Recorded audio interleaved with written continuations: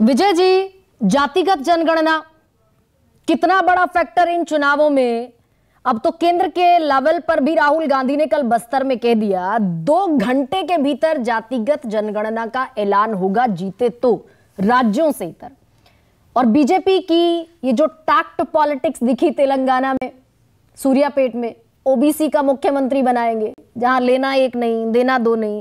ये घोषणा राजस्थान में नहीं हुई, मध्य प्रदेश में नहीं हुई, छत्तीसगढ़ में नहीं हुई। तो क्या ये माना जाए कि कांग्रेस जिस पिच पर फ्रंट फुट पर खेल रही है उस पर बैक फुट पर दिख रही है बीजेपी?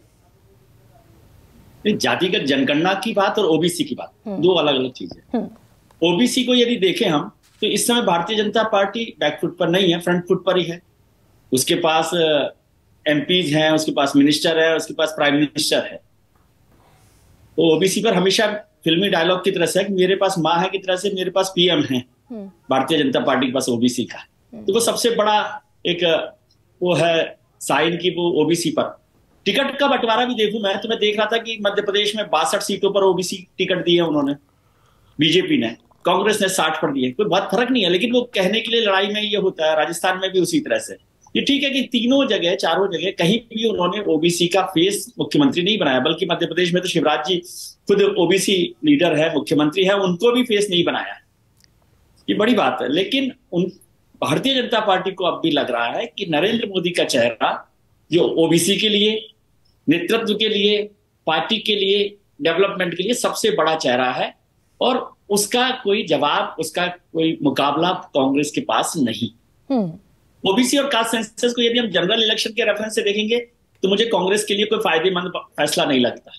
लेकिन यहां तो इन जो 5 राज्यों के चुनाव हो रहे हैं वहां तो कांग्रेस बीजेपी है, तो कांग्रेस के लिए एक बड़ा मुद्दा हो सकता है। राहुल गांधी ने जिस तरह से कल कहा है कि हम 2 घंटे में ले आएंगे, तो वो एक एनर्जाइज भी करेगा और वोटर को भी ये बात करेगा कि हाँ ये ओबीसी की तरफ हैं। हालांकि क्या ये जनमत संग्रह की भी कोशिश हो रही है क्या कि 2023 में रेफरेंडम देख लो जातिगत जनगणना पर, 2024 उसी हिसाब से तय हो?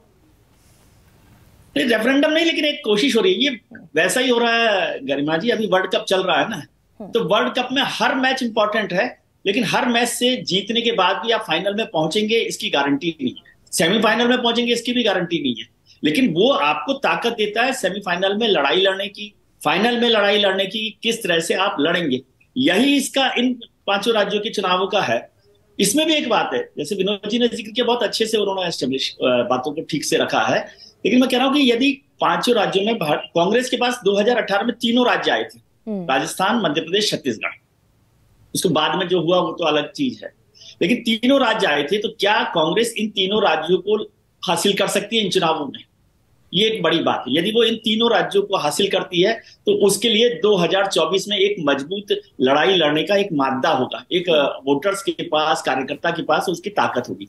यदि भारतीय जनता पार्टी इन 3 राज्यों को हारती है तब भी वो कहेगी कि नहीं 2018 में भी हम तो हार गए थे, 2024 में तो हमारे पास तब भी आया ही, क्योंकि मोदी जी के पास जाना है वोटर को, इसलिए कोई बड़ा नुकसान नहीं हो रहा। हालांकि नुकसान होना है, मुझे लगता है यदि 2018 के तरह से नहीं होगा, 2023 में यदि विधानसभा चुनाव हार गई तो 2024 में 100% सीट्स भारतीय जनता पार्टी को मिलेगी इन राज्यों में, ऐसा नहीं लगता है। इस बार थोड़ा सा माहौल अलग है और कांग्रेस को इसका फायदा हो सकता है, चाहे 2 सीट का हो, 4 सीट का हो, अलग अलग राज्यों। वही जिस माहौल, अलग माहौल की बात हो रही है और ये कहा जा रहा है कि भाई 2023 के ये चुनाव अभूतपूर्व होंगे और 2018 जैसे नहीं होंगे, तो कास्ट सेंसस जमीन पर कोई स्पार्क दिखा रहा है क्या? अभी नहीं दिखा रहा, लेकिन ये एक पहला काम जो किया कांग्रेस ने कास्ट सेंसस का, वो महिला आरक्षण का जो ट्रम्प कार्ड था भारतीय जनता पार्टी का, उसको न्यूट्रलाइज करने का काम करता है। क्योंकि जो महिला आरक्षण को लेकर लग रहा था भारतीय जनता पार्टी उस पर अपना एक नया फील्ड तैयार कर लेगी, नया नैरेटिव तैयार कर लेगी, उस नैरेटिव को न्यूट्रलाइज करने की कोशिश जातिगत जनगणना को लेकर की है। और भारतीय जनता पार्टी जातिगत जनगणना पर आगे आती हुई नहीं दिख रही। प्रधानमंत्री जी ने, पार्टी के और नेताओं ने बार बार बात की कि जाति और धर्म में मत बांटिए, क्षेत्रवाद की बात मत कीजिए। आरएसएस चीफ ने भी उसी तरह की बात की, प्रधानमंत्री ने भी। जातिगत जनगणना को जहर की तरह से कहा गया है, बंटवारे की तरह से कहा गया है। तो यदि ये बंटवारा और जहर की बात बार बार हुई तो मुझे लगता है कि ये एक मैसेज देगी वोटर को कि भारतीय जनता पार्टी जातिगत जनगणना के खिलाफ है। जो अब भी लगता है, लेकिन ये स्ट्रांग मैसेज होगा। नहीं, लेकिन यहाँ पर, यहीं पर तो विजय जी एक पेस्ट ये है, कंफ्यूजन क्यों है पर एक पार्टी के भीतर एक तरफ आप कहते हैं जात पात में बांटने का पाप है, जहर है, सामूहिकता को खंड खंड करने की बात है, मोहन भागवत ने कहा दशहरा के मौके पर, और दूसरी तरफ ओबीसी की झंडा बरदारी करते हैं आप। ये दोनों चीजें है ना। देखिए, वो जातिगत जनगणना को तो इसलिए विरोध करते हैं क्योंकि उनके पास एक ऐसा अम्ब्रेला है हिंदुत्व का, उसको वो बटने नहीं देना चाहते। उनको लगता है कि हिंदुत्व यदि बना रहेगा, हिंदू एक रहेगा, यूनाइट रहेगा, तो उनका वोटर यूनाइट रहेगा। और ओबीसी का जो वोट है, ओबीसी की जिस झंडा बरदारी कर रहे हैं, वो भी उस हिंदू अम्ब्रेला के तहत आया है। पिछली बार कोई ओबीसी के लिए अलग से काम किया गया हो ऐसा नहीं है। ओबीसी वोटर और ओबीसी जो लीडर है उसने अपने संगठन में भी किए हैं, लेकिन ओबीसी इसलिए बताते हैं कि जातिगत जनगणना के बिना भी बता सकते हैं कि देखो, हम तो उसके बिना भी इस पूरे ग्रुप को ताकत दे रहे हैं, उनको रिप्रेजेंटेशन दे रहे हैं, एमपी बना रहे हैं, मिनिस्टर बना रहे हैं, सब कुछ कर रहे हैं। इसलिए, लेकिन जातिगत जनगणना के नाम से ही उनको लगता है कि ये जो सारी एक्सरसाइज है वो उनका जो हिंदू यूनाइट वोट जो है उसको तोड़ रहा है। लेकिन ऐसा नहीं है कि वो उससे इग्नोर है।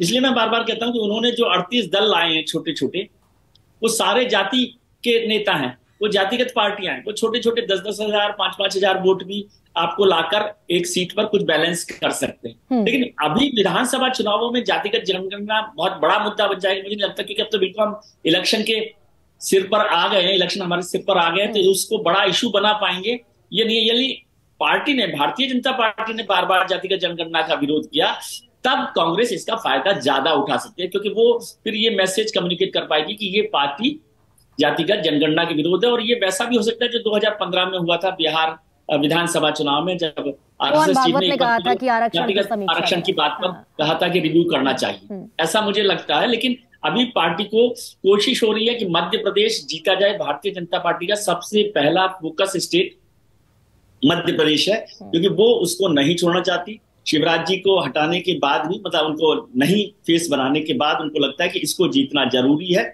और ये एक डिबेट नई भी शुरू कर सकता है कि सेंट्रल लीडरशिप वर्सेस छत्र भारतीय जनता पार्टी, क्योंकि राजस्थान में आपने वसुंधरा जी को इग्नोर किया है, साइडलाइन किया है, मध्य प्रदेश में शिवराज जी को किया है, और छत्तीसगढ़ में रमन सिंह को किया। उसके बाद यदि तीनों राज्य जीतते हैं तो सेंट्रल लीडरशिप का झंडा ऊंचा हो ही जाएगा। यदि तीनों हार जाते हैं तो फिर बड़ी मुश्किल होगी, बड़े सवाल भी उठेंगे।